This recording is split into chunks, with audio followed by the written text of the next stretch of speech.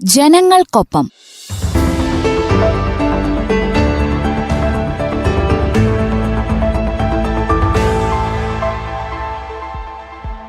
വിവിധ സർക്കാർ വകുപ്പുകളെയും പദ്ധതികളെയും പരിചയപ്പെടുത്തുന്ന പരിപാടി. നിർവഹണം ജോബിഷ് ജോസ്.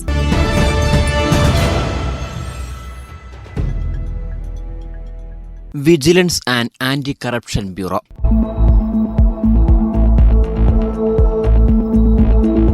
കേരള സർക്കാരിന്റെ കീഴിൽ പൊതുജന സേവകരുടെ അഴിമതിയും ക്രമക്കേടുകളും കണ്ടുപിടിക്കുന്നതിനും തടയുന്നതിനും കുറ്റക്കാരെ നിയമത്തിനു മുൻപിൽ കൊണ്ടുവരുന്നതിനും വേണ്ടി വിജിലൻസ് വകുപ്പിന്റെ കീഴിൽ പ്രവർത്തിക്കുന്ന വിഭാഗമാണ് vigilance and anti corruption bureau. സ്വകാര്യ നേട്ടങ്ങൾക്ക് വേണ്ടി സർക്കാർ സംവിധാനങ്ങളെ ദുരുപയോഗം ചെയ്യുന്നത് തെറ്റാണ്. കൈക്കൂലി കൊടുക്കുന്നതും വാങ്ങുന്നതും ഒരേ തെറ്റ്.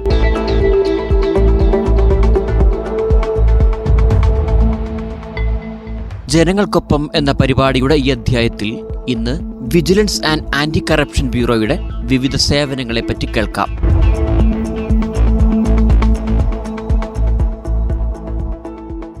Wayanad vigilance and anti corruption bureau Meenangadi DYSP Shaji Varghese സംസാരിക്കുന്നു. സർ നമസ്കാരം. നമുക്ക് ആദ്യം തന്നെ വിജിലൻസ് എങ്ങനെ പ്രവർത്തിക്കുന്നുവെന്നും വിജിലൻസിന്റെ ഒരു ഘടനയെക്കുറിച്ചും പറയാം. നമസ്കാരം. എൻ്റെ പേര് ഷാജി വർഗീസ് എന്നാണ്. ഞാൻ Wayanad vigilance and anti corruption bureau Meenangadi ഓഫീസിലെ ഡിവൈഎസ്പി ആണ്. കേരള സർക്കാരിൻ്റെ ആഭ്യന്തര വകുപ്പിന് കീഴിൽ ഹോം ആൻഡ് വിജിലൻസ് എന്ന വകുപ്പിൻ്റെ ഒരു ഭാഗമായിട്ട് പ്രവർത്തിക്കുന്ന ഒരു സ്പെഷ്യൽ ഏജൻസിയാണ് vigilance and anti corruption bureau. Vigilance and anti corruption bureau പ്രവർത്തനം തുടങ്ങിയത് 1964 ആ സമയത്ത് ഈ ഏജൻസിയുടെ പേര് വിജിലൻസ് ഡിവിഷൻ എന്നായിരുന്നു. എന്നാൽ അതിനുശേഷം ഒരു ഗവൺമെൻറ് ഉത്തരവിലൂടെ ഈ വിജിലൻസ് ഡിവിഷൻ എന്ന പേര് മാറ്റുകയും ഇപ്പോൾ നമ്മൾ ഉപയോഗിക്കുന്ന vigilance and anti corruption bureau എന്ന പേരിലേക്ക് അറിയപ്പെടുകയും ചെയ്യാൻ തുടങ്ങി. Vigilance and anti corruption bureau പ്രവർത്തിക്കുന്നത് ഒരു വിജിലൻസ് ഡയറക്ടറുടെ കീഴിലാണ്.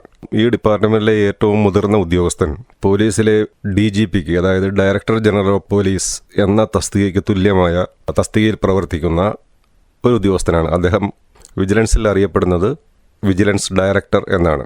വിജിലൻസ് ഡിപ്പാർട്ട്മെൻറ്റിലെ എല്ലാ എക്സിക്യൂട്ടീവ് ഉദ്യോഗസ്ഥരും പോലീസ് യൂണിറ്റിൽ നിന്നും, അതായത് പോലീസ് ഡിപ്പാർട്ട്മെൻറ്റിൽ നിന്നും ട്രാൻസ്ഫറായോ ഡെപ്യൂട്ടേഷനായോ വന്ന് പ്രവർത്തിക്കുന്നവരാണ്. ഇതിലെ മിനിസ്റ്റീരിയൽ വിഭാഗം, അതായത് ക്ലർക്ക് മുതൽ അഡ്മിനിസ്ട്രേറ്റീവ് അസിസ്റ്റന്റ് വരെയുള്ള ഉദ്യോഗസ്ഥർ PSC വഴി നിയമനം ലഭിച്ചു വരുന്നവരാണ്. പോലീസിൽ നിന്നും വരുന്ന എക്സിക്യൂട്ടീവ് വിഭാഗത്തിൽപ്പെടുന്നവർ സാധാരണഗതിയിൽ 3 വർഷമോ അതിൽ കൂടുതലോ ഒരു കാലയളവിൽ വിജിലൻസിൽ വർക്ക് ചെയ്തതിന് ശേഷം തിരികെ അവരവരുടെ മദർ യൂണിറ്റിലേക്ക് ട്രാൻസ്ഫറായി പോവുകയാണ് ചെയ്യാറ്. ചില പ്രത്യേക സാഹചര്യത്തിൽ ഭരണപരമായ സൗകര്യത്തിന് വേണ്ടി 3 വർഷത്തിൽ താഴെയോ അതല്ലെങ്കിൽ 3 വർഷത്തിൽ കൂടുതലോ വിജിലൻസ് വകുപ്പിൽ ജോലി ചെയ്യാൻ ഉദ്യോഗസ്ഥരെ അനുവദിക്കാറുണ്ട്. നേരത്തെ പറഞ്ഞല്ലോ, വിജിലൻസ് ഡിപ്പാർട്ട്മെൻറ്റ്, അതായത് vigilance and anti corruption bureau പ്രവർത്തിക്കുന്നത് വിജിലൻസ് ഡയറക്ടറുടെ നേരിട്ടുള്ള നിയന്ത്രണത്തിലും സൂപ്പർവിഷനിലുമാണ്. ഇതിന് പുറമെ കേരളത്തിലെ 14 റവന്യൂ ജില്ലകൾ, 2 അതിൽ കൂടുതലോ ജില്ലകൾ ഉൾപ്പെടുത്തിക്കൊണ്ട് ഒരു SP-യുടെ കീഴിൽ 4 റേഞ്ചുകളായി തിരിച്ചിട്ടുണ്ട്. ഉദാഹരണത്തിന് നോർത്തേൺ റേഞ്ച് കോഴിക്കോട്, ഇതൊരു SP-യുടെ കീഴിൽ പ്രവർത്തിക്കുന്ന ഒരു റേഞ്ച് ഓഫീസാണ്. ഇവിടെ കാസർഗോഡ്, കണ്ണൂർ, വയനാട്, കോഴിക്കോട്, മലപ്പുറം എന്നിങ്ങനെ 5 ജില്ലകൾ ഈ റേഞ്ചിൽ ഉൾപ്പെട്ടിട്ടുണ്ട്. ഇതിന് പുറമെ ഓരോ റവന്യൂ ജില്ലയും വിജിലൻസ് ഡിപ്പാർട്ട്മെൻറ്റിൽ പ്രവർത്തിക്കുന്നത് ഒരു DYSP-യുടെ കീഴിലാണ്.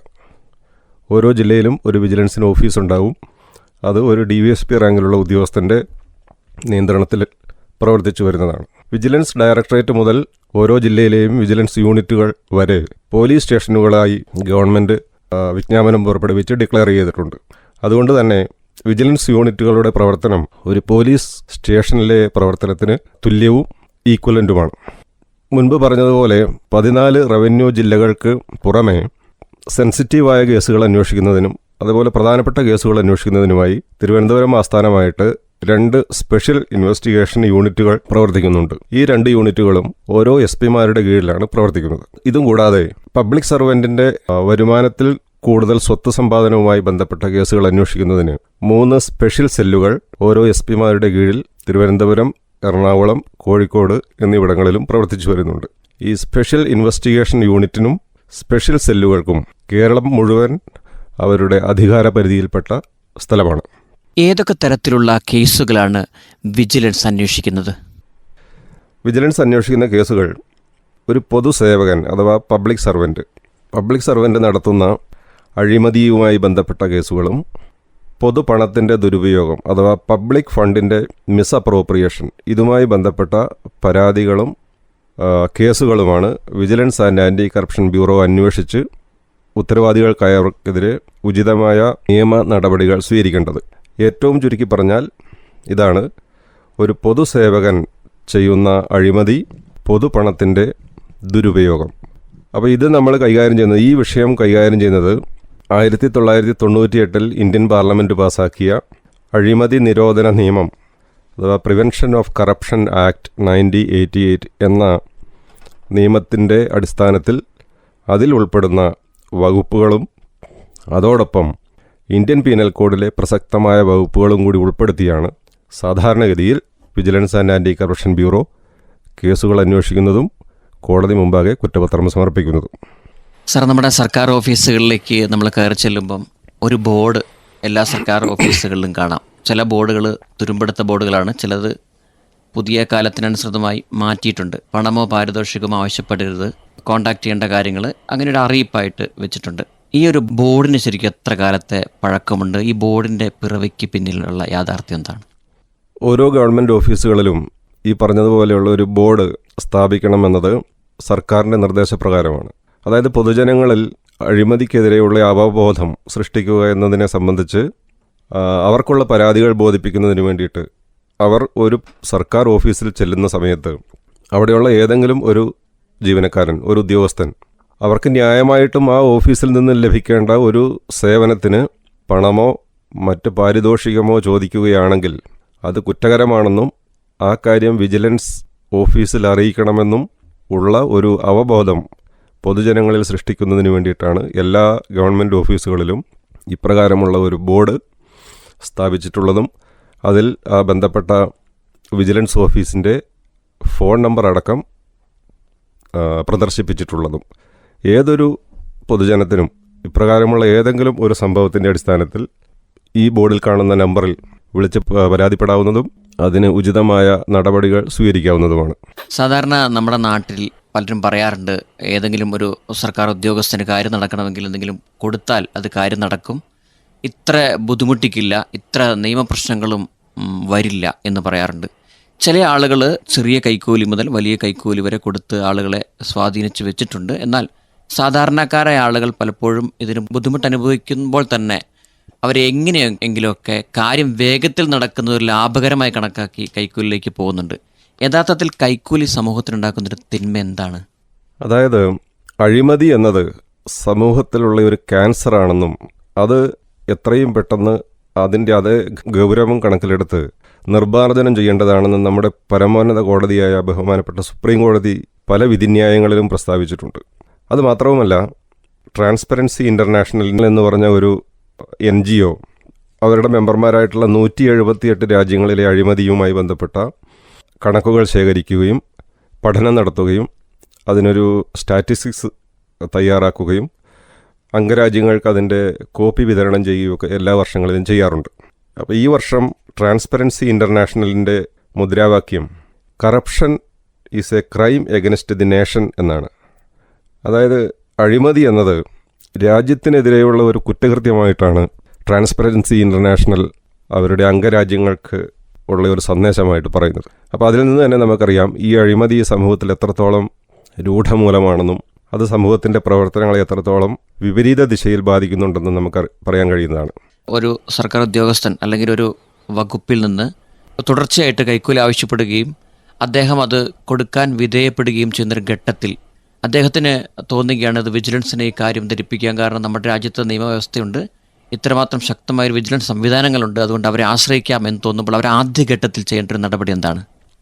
അതായത് അഴിമതി നിരോധന നിയമം 7-ാം വകുപ്പ് പ്രകാരം ഒരു പബ്ലിക് സർവൻ്റ് പണമോ മറ്റേതെങ്കിലും രീതിയിലുള്ള പാരിതോഷികമോ ആവശ്യപ്പെടുന്നത് കുറ്റകരമാണ്.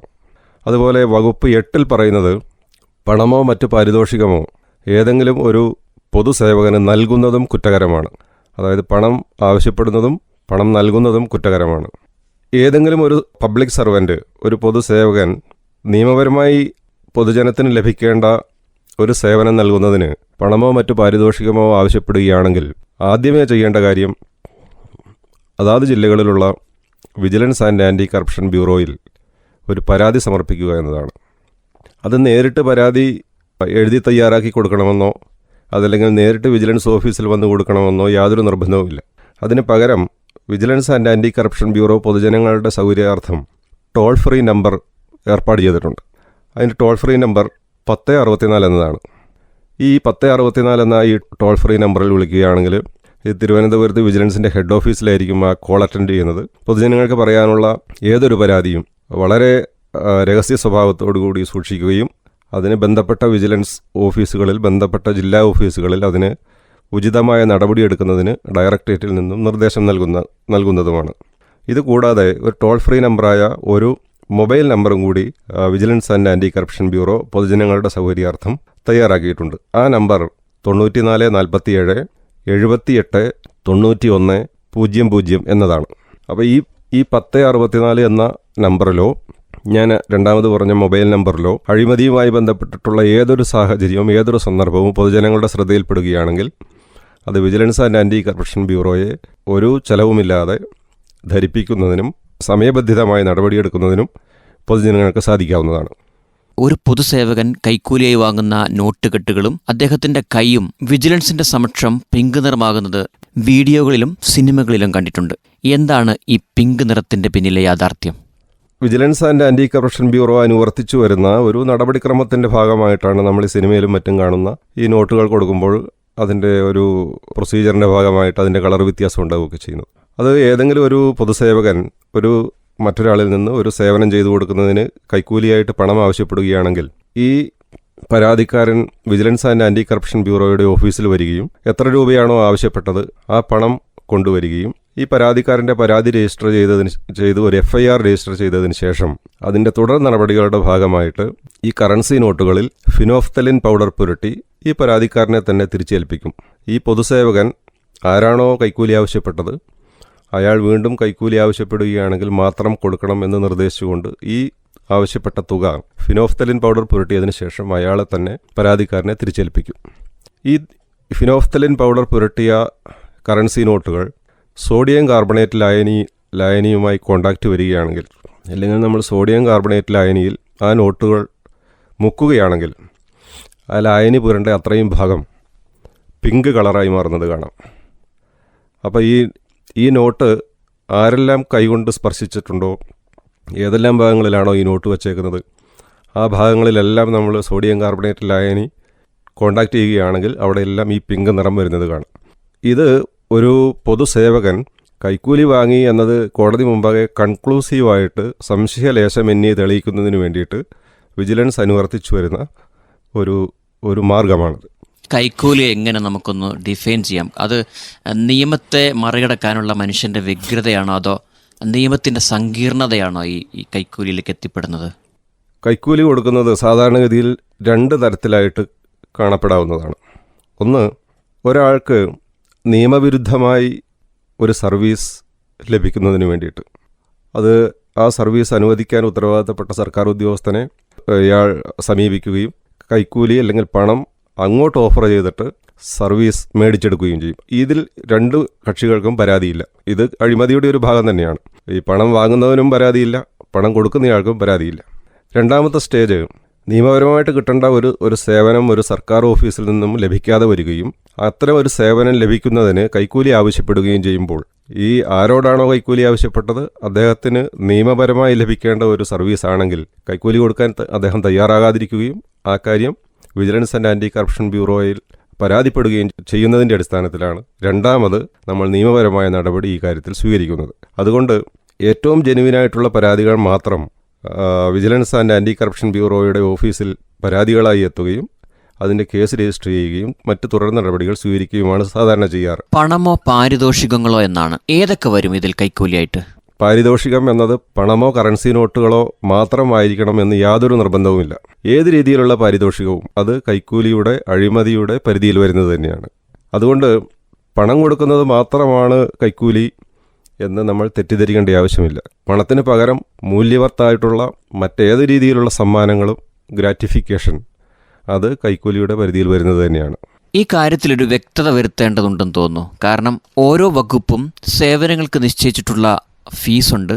ചിലതൊക്കെ സൗജന്യ സേവനങ്ങളാണ്. അതുകൊണ്ട് തന്നെ ഫീസുകളുടെ രൂപത്തിൽ കൈക്കൂലി വാങ്ങാതിരിക്കാൻ അല്ലെങ്കിൽ കൊടുക്കാതിരിക്കാൻ സർക്കാർ സേവനങ്ങളുടെ നിരക്കുകളെക്കുറിച്ചും അതുപോലെ സൗജന്യ സേവനങ്ങളെപ്പറ്റിയൊക്കെ ഒരു ധാരണ പൊതുജനങ്ങൾക്കുണ്ടാകേണ്ടതുണ്ടല്ലേ? തീർച്ചയായിട്ടും ഉണ്ട്. അതായത് കേരളത്തിൽ ഇന്ന് എല്ലാ സർക്കാർ വകുപ്പുകളും അതാത് വകുപ്പുകൾ പൊതുജനങ്ങൾക്ക് കൊടുക്കേണ്ട സേവനങ്ങൾ ഇന്നതാണെന്നും അത് ഇത്ര ദിവസത്തിനുള്ളിൽ കൊടുക്കണമെന്നും അതിന് നിയമപരമായി സർക്കാർ നിശ്ചയിച്ചിട്ടുള്ള ഫീസ് ഇത്രയാണെന്നും സേവനാവകാശ നിയമപ്രകാരം പ്രസിദ്ധപ്പെടുത്തിയിട്ടുണ്ട്. ഇത് പൊതുജനങ്ങളുടെ ശ്രദ്ധയ്ക്കായിട്ട് അതാത് ഓഫീസുകളുടെ മുന്നിൽ പൊതുജനങ്ങൾക്ക് കാണത്തക്ക രീതിയിൽ പ്രദർശിപ്പിച്ചിട്ടുണ്ട്. സർക്കാർ നിയമപ്രകാരം നിർദ്ദേശിച്ചിട്ടുള്ള ഒരു ഫീസിന് പുറമെ അതിൽ കൂടുതലായി ഒരു പൈസയും നമുക്കൊരു സേവനം ലഭിക്കുന്നതിന് ഒരു സർക്കാർ ഓഫീസിലും കൊടുക്കേണ്ടതായ ആവശ്യമില്ല. അതിൽ കൂടുതൽ പണം ചോദിക്കുകയാണെങ്കിൽ മാത്രം ഈ പറഞ്ഞ പൊതുജനത്തിന് വിജിലൻസ് ആൻഡ് ആന്റി കറപ്ഷൻ ബ്യൂറോയെ സമീപിക്കാവുന്നതും ഉചിതമായ നിയമ നടപടി സ്വീകരിക്കാവുന്നതുമാണ്. വിജിലൻസ് ആൻഡ് ആന്റി കറപ്ഷൻ ബ്യൂറോയ്ക്ക് അഴിമതിക്കെതിരെയുള്ള പ്രവർത്തനങ്ങളിൽ പൊതുജനങ്ങളിൽ എത്രത്തോളം അവബോധം സൃഷ്ടിക്കാൻ കഴിഞ്ഞിട്ടുണ്ട്? തീർച്ചയായിട്ടും എല്ലാ വർഷവും ഒക്ടോബർ 15 മുതൽ നവംബർ 15 വരെ ഒരു മാസക്കാലം വിജിലൻസ് അവയർനെസ് മന്തായി vigilance and anti corruption bureau നിശ്ചയിച്ചിട്ടുണ്ട്. അത് പൊതുജനങ്ങൾക്ക് ഈ അഴിമതിയുമായി ബന്ധപ്പെട്ട കാര്യങ്ങളിൽ അവയർനെസ് ഉണ്ടാക്കുക എന്നും പൊതുജനങ്ങളെ ബോധവൽക്കരിക്കുക എന്നും അഴിമതി ശ്രദ്ധയിൽപ്പെട്ടാൽ എന്ത് ചെയ്യണമെന്നും അത് ആരുടെ ശ്രദ്ധയിൽപ്പെടുത്തണമെന്നും മറ്റു കാര്യങ്ങളെപ്പറ്റി പൊതുജനങ്ങൾക്ക് അവബോധമുണ്ടാക്കുന്നതിനുള്ള വിവിധ പരിപാടികൾ, വിവിധ പ്രോഗ്രാമുകൾ vigilance and anti corruption bureau ഈ കാലയളവിൽ ആവിഷ്കരിച്ച് നടപ്പാക്കാറുണ്ട്. അഴിമതി പൊതുസമൂഹത്തിൽ നിന്നും തുടച്ചു നീക്കുക എന്നത് നമ്മൾ ഓരോ പൗരന്മാരുടെയും ഉത്തരവാദിത്വവും കടമയും ആണ്.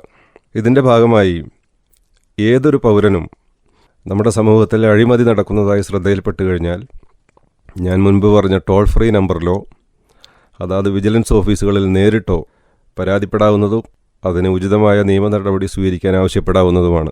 എല്ലാ വിജിലൻസ് ഓഫീസുകളും പോലീസ് സ്റ്റേഷനായി ഡിക്ലെയർ ചെയ്തിട്ടുള്ളതിനാൽ നിയമപരമായിട്ടുള്ള എല്ലാ നടപടികളും സ്വീകരിക്കുന്നതിന് വിജിലൻസ് ഉദ്യോഗസ്ഥർക്ക് യാതൊരുവിധ നിയമ തടസ്സങ്ങളും ഈ കാര്യത്തിലില്ല. മാത്രവുമല്ല, പരാതിക്കാരൻ്റെ പേരോ മറ്റ് വിലാസമോ പരാതിക്കാരനെ സംബന്ധിച്ചിട്ടുള്ള മറ്റ് വിവരങ്ങളോ പൂർണ്ണമായും രഹസ്യ സ്വഭാവത്തോടുകൂടി സൂക്ഷിക്കുന്നതും അത് മറ്റാർക്കും പങ്കുവയ്ക്കാത്തതുമായിരിക്കും. അതുകൊണ്ട് വിജിലൻസിൽ പരാതിപ്പെട്ടു എന്നതുകൊണ്ട് മാത്രം ഏത് വകുപ്പിലെ ഉദ്യോഗസ്ഥനെതിരെയാണോ പരാതിപ്പെടുന്നത് ആ വകുപ്പിലെ മറ്റുദ്യോഗസ്ഥർ തനിക്ക് പിന്നീട് ഏതെങ്കിലും രീതിയിലുള്ള ബുദ്ധിമുട്ടുണ്ടാക്കും എന്ന ഒരു ഭയപ്പാടിനും ആകുലതയ്ക്കും സ്ഥാനമില്ല. കാരണം വിജിലൻസിൽ പരാതി തന്നതിന് ശേഷം കേസ് രജിസ്റ്റർ ചെയ്യുകയും ഉചിതമായ നിയമ നടപടി സ്വീകരിക്കുകയും ചെയ്യുന്നതോടൊപ്പം തന്നെ പരാതിക്കാരന് ബന്ധപ്പെട്ട ഓഫീസുകളിൽ നിന്നും ലഭിക്കേണ്ട സേവനം കൃത്യസമയത്ത് നിയമപരമായി ലഭിക്കുന്നതിന് വേണ്ട എല്ലാ നടപടിക്രമങ്ങളും വിജിലൻസ് ആൻഡ് ആന്റി കറപ്ഷൻ ബ്യൂറോയിലെ ഉദ്യോഗസ്ഥർ തീർച്ചയായിട്ടും ചെയ്തിരിക്കും. അതുകൊണ്ട് പരാതി തന്നു എന്നതുകൊണ്ട് എന്ന ഒരു കാര്യം കൊണ്ട് മാത്രം തൻ്റെ കാര്യങ്ങൾ നടക്കാതെ വരുമെന്നോ ഏത് വകുപ്പിനെതിരെയാണോ പരാതി അതിലെ ഉദ്യോഗസ്ഥർ വീണ്ടും തന്നെ ബുദ്ധിമുട്ടിക്കുമെന്നോ തന്നെ പീഡിപ്പിക്കുമെന്നോ ഉള്ള മിഥ്യാധാരണ പൊതുജനങ്ങൾക്ക് യാതൊരു ആവശ്യവുമില്ല. അത് തീർത്തും അടിസ്ഥാനരഹിതവുമാണ്. ചുരുക്കത്തിൽ പേടിക്കേണ്ട എന്നർത്ഥം അല്ലേ? തീർച്ചയായിട്ടും വിജിലൻസിൽ പരാതിപ്പെടുന്നതിന് പൊതുജനങ്ങൾ പേടിക്കേണ്ട ഒരാവശ്യവുമില്ല. വളരെ ഫ്രണ്ട്ലി ആയിട്ട് പൊതുജന സൗഹൃദത്തോടുകൂടി പ്രവർത്തിക്കുന്ന ഒരു സർക്കാർ ഓഫീസാണ് vigilance and anti corruption bureau. അതുകൊണ്ട് ഏതൊരു പൗരനും നിർഭയമായി വളരെ ധൈര്യത്തോടെ വിജിലൻസ് ഓഫീസിൽ വരാവുന്നതും ഒന്നുകിൽ DYSPയെയോ അതല്ലെങ്കിൽ അവിടെയുള്ള മുതിർന്ന ഉദ്യോഗസ്ഥനെയോ നേരിൽ കണ്ടോ അതല്ലെങ്കിൽ പരാതി എഴുതി അയച്ചോ മെയിൽ വഴിയോ ഫോൺ മുഖാന്തിരമോ പരാതിപ്പെടുന്നതിന് യാതൊരു തടസ്സവും നിലവിൽ ഇല്ല. സാറേ, മറ്റൊരു കാര്യം കൂടെ ഉൾപ്പെടുത്തട്ടെ. ഇപ്പം സാറ് നേരത്തെ സൂചിപ്പിച്ചതുപോലെ ഇരുകൂട്ടർക്കും പരാതികളില്ലാത്ത അഴിമതി കൈക്കൂലിയുടെ രൂപത്തിൽ നമ്മുടെ നാട്ടിൽ നടക്കുന്നുണ്ട്, യാഥാർത്ഥ്യമാണ്. ആർക്കും പരാതികളില്ലെങ്കിൽ എങ്ങനെ വിജിലൻസ് നേരിട്ട് സ്വമേധയാ ഇത് കണ്ടെത്തും എന്നുള്ളത്?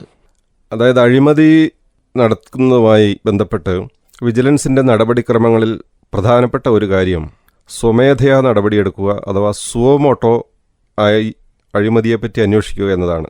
ഇതിൻ്റെ ആദ്യപടിയായി ഒരു അഴിമതി നടന്നു എന്ന ഏതെങ്കിലും തരത്തിലുള്ള ഒരു വിവരം വിജിലൻസിന് ലഭിക്കുകയാണെങ്കിൽ സാധാരണഗതിയിൽ ഒരു സർപ്രൈസ് ചെക്ക് അഥവാ മിന്നൽ പരിശോധന നടത്താറുണ്ട്. അതിനെ സംബന്ധിച്ചിട്ട് ഈ ആക്ഷേപത്തെ സംബന്ധിച്ച് കാലതാമസം കൂടാതെ തന്നെ ഒരു മിന്നൽ പരിശോധന നടത്തുകയും അതിൽ അഴിമതി നടന്നതായി ബോധ്യപ്പെടുകയാണെങ്കിൽ പിന്നീട് കേസ് രജിസ്റ്റർ ചെയ്ത് അന്വേഷണം നടത്തുകയുമാണ് സാധാരണഗതിയിൽ ചെയ്യാറ്.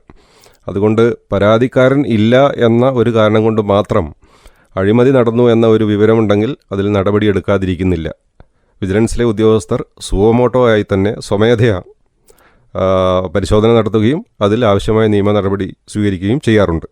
വിജിലൻസ് രൂപം കൊണ്ടിട്ട് അല്ലെങ്കിൽ വിജിലൻസ് വകുപ്പ് ആയി മാറിയതിനു ശേഷം ഒത്തിരി വർഷങ്ങൾ കഴിഞ്ഞു. ഈ പോസ്റ്റ് മോഡേൺ യുഗത്തിൽ എന്തൊക്കെ സാങ്കേതികത കൈവരിച്ചിട്ടുണ്ട് ഇത്തരം അഴിമതികൾ കണ്ടെത്താൻ വിജിലൻസ്? അഴിമതി കണ്ടെത്തുന്നതിന് സാങ്കേതികപരമായി വളരെയധികം ഫെസിലിറ്റീസ് ഇന്ന് വിജിലൻസിന് ഉപയോഗിക്കുന്നുണ്ട്. ഉദാഹരണത്തിന് ഹിഡൻ ക്യാമറാസ് ഉപയോഗിക്കുന്നുണ്ട്, വോയിസ് റെക്കോർഡർ ഉപയോഗിക്കുന്നുണ്ട്, വീഡിയോ റെക്കോർഡർ ഉപയോഗിക്കുന്നുണ്ട്, ഫോൺ കോളുകൾ ട്രേസ് ചെയ്യുന്നതിനുള്ള ഒരു സൈബർ സെൽ നമ്മുടെ വിജിലൻസ് ഡിപ്പാർട്ട്മെൻറ്റിൽ പ്രവർത്തിക്കുന്നുണ്ട്. സാങ്കേതികമായിട്ടുള്ള ഏതൊരു പരിശോധന നടത്തുന്നതിനും അതിൻ്റെ റിസൾട്ട് കണ്ടെത്തുന്നതിനും സൈബർ സെല്ലിൻ്റെ സഹായം തേടാവുന്നതാണ്. ഇതുകൂടാതെ സിവിൽ വർക്കുകളുമായി ബന്ധപ്പെട്ട് ഒരു എക്സിക്യൂട്ടീവ് എഞ്ചിനീയറുടെ നേതൃത്വത്തിൽ ഒരു സിവിൽ എഞ്ചിനീയർമാരുടെ ഒരു സംഘം ഡയറക്ടറേറ്റിൽ പ്രവർത്തിക്കുന്നുണ്ട്. അതുകൊണ്ട് സിവിൽ വർക്ക് എന്ന് ഉദ്ദേശിക്കുന്നത് ബിൽഡിംഗ്, പാലം, കെട്ടിടം, റോഡ് തുടങ്ങി സിവിൽ വർക്കുകളുമായി ബന്ധപ്പെട്ട ഏതെങ്കിലും രീതിയിലുള്ള അഴിമതി നടത്തുന്നുണ്ടെങ്കിൽ ഈ പറഞ്ഞ എക്സിക്യൂട്ടീവ് എഞ്ചിനീയർ ഉൾപ്പെടുന്ന സാങ്കേതിക വിദഗ്ധരുടെ സഹായം തേടാവുന്നതാണ്. ഓക്കെ, ഇപ്പം സാധാരണ ഒരു സർക്കാർ ഉദ്യോഗസ്ഥനെ അപകീർത്തിപ്പെടുത്താനും മറ്റു ആവശ്യങ്ങൾക്കും ഇത്തരത്തിൽ പരാതിപ്പെടാറുണ്ട്. അത്തരം കേസുകളൊക്കെ എങ്ങനെ നമ്മൾ കണ്ടെത്തുന്നു? തുടർന്നുള്ള കേസ് നടത്തിപ്പൊക്കെ വിജിലൻസ് എങ്ങനെയാണ്? അതായത് വിജിലൻസിൽ ഒരു പരാതി ലഭിക്കുകയാണെങ്കിൽ, ഇപ്പം ഉദാഹരണത്തിന് ഒരു സർക്കാർ ഒരു ഉദ്യോഗസ്ഥൻ കൈക്കൂലി ആവശ്യപ്പെട്ടു എന്ന ഒരു പരാതിയാണെന്നിരിക്കട്ടെ. ആ പരാതിയിൽ അതിൻ്റെ നിജസ്ഥിതി അന്വേഷിച്ചറിയുന്നതിനായി നമ്മൾ ആദ്യമേ തന്നെ ഒരു പ്രീ വെരിഫിക്കേഷൻ നടത്താറുണ്ട്. വിജിലൻസിലെ തന്നെ ഒരു ഉദ്യോഗസ്ഥൻ, ഒരു ഇൻസ്പെക്ടർ റാങ്കിൽ കുറയാത്ത ഒരു ഉദ്യോഗസ്ഥൻ ഈ പരാതിയെ സംബന്ധിച്ച് നിഷ്പക്ഷമായി ഒരു പ്രീ വെരിഫിക്കേഷൻ നടത്തുകയും ആ പരാതിയിൽ കഴമ്പുണ്ട് അല്ലെങ്കിൽ അത് വസ്തുതാപരമാണ് എന്ന് ബോധ്യപ്പെട്ടതിന് ശേഷം മാത്രമാണ് നമ്മൾ ഒരു കേസ് രജിസ്റ്റർ ചെയ്യാനും അതിൻ്റെ അന്വേഷണം ആരംഭിക്കാനും തുടങ്ങാറുള്ളൂ. കാരണം നേരത്തെ പറഞ്ഞതുപോലെ തന്നെ ചിലപ്പോൾ വ്യക്തിപരമായ വിരോധം തീർക്കാൻ വേണ്ടിയിട്ട് ചില ആൾക്കാർ പരാതി തരാറുണ്ട്. അപ്പോൾ അത് പരിശോധിച്ചിട്ട് അതിനകത്ത് കഴമ്പില്ലാത്തതാണ്, വ്യക്തിപരമായ വിരോധം തീർക്കുന്നതിന് വേണ്ടിയിട്ടുള്ള പരാതികളാണെങ്കിൽ അത് ആ രീതിയിൽ തന്നെ തള്ളിക്കളയാറേ ഉള്ളൂ. മറിച്ച് പ്രീ വെരിഫിക്കേഷനിൽ ആ പരാതിയിൽ കഴമ്പുണ്ടെന്നും അത് ജെനുവിനാണെന്നും ബോധ്യപ്പെടുകയാണെങ്കിൽ മാത്രമാണ് നിയമപ്രകാരമുള്ള നടപടിക്രമങ്ങളിലേക്ക് കടക്കാറുള്ളൂ. അതുകൊണ്ട് തന്നെ അനാവശ്യമായിട്ട് ഏതെങ്കിലും ഒരു സർക്കാർ ഉദ്യോഗസ്ഥനെ അല്ലെങ്കിൽ ഒരു പൊതുസേവകനെ ദ്രോഹിക്കുന്ന രീതിയിലുള്ള ഒരു പരാതികളും വിജിലൻസ് എന്റർടൈൻ ചെയ്യാറില്ല. അതുപോലെ തന്നെ കൈക്കൂലി വാങ്ങുന്നതിനെ പോലെ തന്നെ കൊടുക്കുന്നതിനും ഒരു തെറ്റുകാർ തന്നെയാണല്ലോ. കൊടുക്കുന്ന ആളുകളെ ശിക്ഷിച്ച ചരിത്രമുണ്ടോ വിജിലൻസിന്? അതുപോലെ അതെങ്ങനെ നമ്മളൊന്ന് നിർണ്ണയിക്കും? തീർച്ചയായിട്ടും കൈക്കൂലി വാങ്ങുന്നത് പോലെ തന്നെ കൈക്കൂലി കൊടുക്കുന്നതും ശിക്ഷാർഹമാണ്. പ്രിവെൻഷൻ ഓഫ് കറപ്ഷൻ ആക്ടിന്റെ സെക്ഷൻ 8 2018 അതിന്റെ അമെൻമെന്റ് വന്നതിന് ശേഷം ഈ വകുപ്പ് 8ാം വകുപ്പ് പ്രകാരം കൈക്കൂലി കൊടുക്കുന്നതും ശിക്ഷാർഹമാണ്. പക്ഷേ അവിടെ ഒരു എക്സംഷൻ അതിനകത്ത് വെച്ചിട്ടുണ്ട്. ഏതെങ്കിലും ഒരു സാഹചര്യത്തിൽ കൈക്കൂലി കൊടുക്കേണ്ട വന്നു കഴിഞ്ഞാൽ, ഒരു ഒഴിച്ചുകൂടാനാവാത്ത ഒരു സാഹചര്യത്തിൽ ചിലപ്പോൾ ഒരാൾക്ക് പൊതുസേവകന് കൈക്കൂലി കൊടുക്കേണ്ട ഒരു അവസ്ഥ വന്നെന്നിരിക്കാം. അങ്ങനെ വരുന്ന ഒരു സന്ദർഭത്തിൽ 48 മണിക്കൂറിനുള്ളിൽ ഈ കാര്യം ബന്ധപ്പെട്ട അന്വേഷണ ഏജൻസി മുമ്പാകെ റിപ്പോർട്ട് ചെയ്തിരിക്കണം എന്ന് അതിൽ പ്രത്യേകമായിട്ട് പറഞ്ഞിട്ടുണ്ട്. ഉദാഹരണത്തിന് അത് പറഞ്ഞാൽ കുറച്ചും കൂടി ക്ലിയർ ആകാം. ഉദാഹരണത്തിന് ഒരാൾക്കൊരു പാസ്പോർട്ട് കിട്ടേണ്ടത് വളരെ അത്യാവശ്യമാണെന്നിരിക്കട്ടെ. അയാൾക്കൊരു വിദേശത്തൊരു ജോലി ശരിയായിട്ടുണ്ട്, പാസ്പോർട്ട് കിട്ടിയെങ്കിലേ പോകാൻ പറ്റത്തുള്ളൂ. അപ്പോൾ പാസ്പോർട്ട് കിട്ടുന്നതിന് വേണ്ടിയിട്ട് പാസ്പോർട്ട് കൊടുക്കാൻ ഉത്തരവാദിത്തപ്പെട്ട ഉദ്യോഗസ്ഥൻ കൈക്കൂലി ചോദിക്കുകയാണെങ്കിൽ ഈ കൈക്കൂലി കൊടുക്കാതെ അയാൾക്ക് പാസ്പോർട്ട് കിട്ടുകയില്ല. 2 ദിവസത്തിനുള്ളിൽ അയാൾക്ക് വിദേശത്ത് ജോലിക്ക് പോകാനും പറ്റാത്ത ഒരവസ്ഥ വരും. പക്ഷേ ഇങ്ങനെ കൊടുക്കേണ്ട ഒരവസ്ഥ വന്നു കഴിഞ്ഞാൽ ആ കാര്യം 48 മണിക്കൂറിനുള്ളിൽ ബന്ധപ്പെട്ട അന്വേഷണ ഉദ്യോഗസ്ഥൻ മുമ്പാകെ അല്ലെങ്കിൽ അന്വേഷണ ഏജൻസി മുമ്പാകെ റിപ്പോർട്ട് ചെയ്തിരിക്കണമെന്ന് നിയമത്തിൽ അനുശാസിക്കുന്നുണ്ട്. നമ്മുടെ സമൂഹത്തിൽ ഈ ഇത്തരത്തിലുള്ള അഴിമതി നടക്കുന്നുണ്ടെന്നുള്ള യാഥാർത്ഥ്യമാണ്. പക്ഷേ ഒരുപാട് ആളുകൾ പിടിക്കപ്പെടുന്നുണ്ട്. ഒരുപാട് ആളുകൾ കൈക്കൂലിൽ നിന്ന് മാറി സഞ്ചരിക്കുന്നവരുണ്ട്. തിന്മയുടെ മുകളിൽ നന്മ നേടുന്ന വിജയം കാണുന്നുമുണ്ട് പല ഭാഗങ്ങളിലും. റേഡിയോ മാറ്റുലിയുടെ ശ്രോതാക്കളോട് സാറിന് എന്താണ് പറയാനുള്ളത്? ഇത്തരത്തിലുള്ള അഴിമതിയെ തടയാൻ നമ്മളൊക്കെ ചെയ്യേണ്ട ഒരു ഉത്തരവാദിത്വം എന്താണ് ശരിക്കും? നമ്മുടെ രാജ്യത്തെ ഓരോ പൗരനും ഈ സമൂഹത്തിലെ അഴിമതി തടയുന്നതിന് നിർണായകമായ ഒരു പങ്ക് വഹിക്കാൻ കഴിയുന്ന സ്ഥിതിവിശേഷം ഇന്ന് നിലവിൽ കേരളത്തിലുണ്ട്. കാരണം ഓരോ പൗരനും പരാതിപ്പെടുന്നതിനും നിയമ നടപടി എടുക്കണമെന്ന് ആവശ്യപ്പെടുന്നതിനും വിജിലൻസ് ആൻഡ് ആൻറ്റി കറപ്ഷൻ ബ്യൂറോയുടെ ഓരോ യൂണിറ്റുകളും ഓരോ ജില്ലകളിൽ പ്രവർത്തിക്കുന്നുണ്ട്. അതിനു പുറമെ ഞാൻ മുൻപ് പറഞ്ഞ റേഞ്ചുകളും ഡയറക്ടറേറ്റുകളും ഈ പറഞ്ഞ പരാതികൾ പരിഹരിക്കുന്നതിന് പ്രവർത്തന സജ്ജമാണ്. അഴിമതി ഏതൊരു പൗരന്റെ ശ്രദ്ധയിൽപ്പെടുന്നോ ആ കാര്യം വിജിലൻസിന്റെ മുൻപാകെ കൊണ്ടുവരിക എന്നതും സമൂഹത്തിൽ നിന്ന് ഈ അഴിമതി തുടച്ചു നീക്കുക എന്നതും ഒരു പൗരൻ എന്ന നിലയിൽ നമ്മുടെ ഓരോരുത്തരുടെയും കടമയും ഉത്തരവാദിത്വമാണ്. അപ്പോൾ എനിക്ക് സമൂഹത്തോട് പറയാനുള്ളത്, അഴിമതി നിങ്ങളുടെ ആരുടെയെങ്കിലും ശ്രദ്ധയിൽപ്പെടുകയാണെങ്കിൽ അത് തീർച്ചയായിട്ടും വിജിലൻസ് ആൻഡ് ആൻറ്റി കറപ്ഷൻ ബ്യൂറോയുടെ ശ്രദ്ധയിൽ കൊണ്ടുവരികയും അതിനാവശ്യമായ നിയമ നടപടി സ്വീകരിക്കാൻ വിജിലൻസിലെ ഉദ്യോഗസ്ഥർക്ക് ആവശ്യമായ പിന്തുണ നൽകണമെന്നും ഞാൻ ഓരോ പൗരന്മാരോടും വിനീതമായി അഭ്യർത്ഥിക്കുകയാണ്. ചുരുക്കി പറഞ്ഞാൽ സർക്കാർ സംവിധാനങ്ങളിലൂടെ സർക്കാർ ഒരുപാട് പണം അഴിമതി തടയാൻ വിനിയോഗിക്കുന്നുണ്ട്. പക്ഷേ മറ്റുള്ള ആളുകൾ പണം അങ്ങോട്ടേക്ക് കൊടുത്തുകൊണ്ട് തന്നെ ഇതിനെതിരെയും പ്രവർത്തിക്കുന്നു. ശരിക്കും സർക്കാരിൻ്റെ ഖജനാവിൽ നിന്ന് വൻതോതിലുള്ള പണം നഷ്ടമുണ്ടാകുന്നതോടൊപ്പം നിരപരാധിയുടെ നീതി നിഷേധത്തിനത് കാരണമായി ചെയ്യുന്നു അല്ലേ? തീർച്ചയായിട്ടും ആ ഒരു സാഹചര്യം നിലനിൽക്കുന്നുണ്ട്. നമ്മൾ ഓരോ പൗരനും തീരുമാനിക്കേണ്ടത്, ഞാൻ കൈക്കൂലി കൊടുക്കുകയില്ല എന്നും കൈക്കൂലി കൊടുത്തിട്ടുള്ള ഒരു സേവനം ഞാൻ വാങ്ങുകയില്ല എന്നും ദൃഢനിശ്ചയം ചെയ്യുകയാണെങ്കിൽ ഈ അഴിമതി എന്ന ക്യാൻസറിനെ നമുക്ക് ഒരു പരിധിവരെ സമൂഹത്തിൽ നിന്ന് ഉന്മൂലനം ചെയ്യാൻ സാധിക്കും എന്നതിൽ യാതൊരു തർക്കവുമില്ല.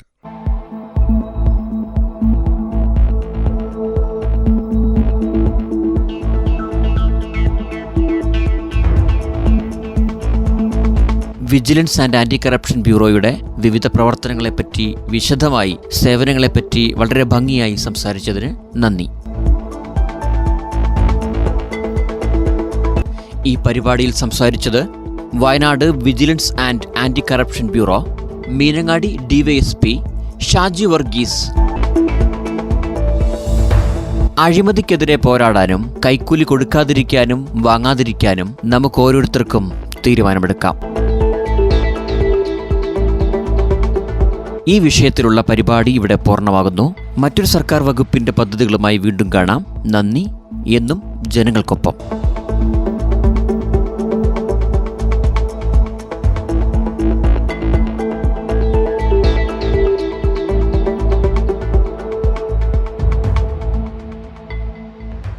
ജനങ്ങൾക്കൊപ്പം.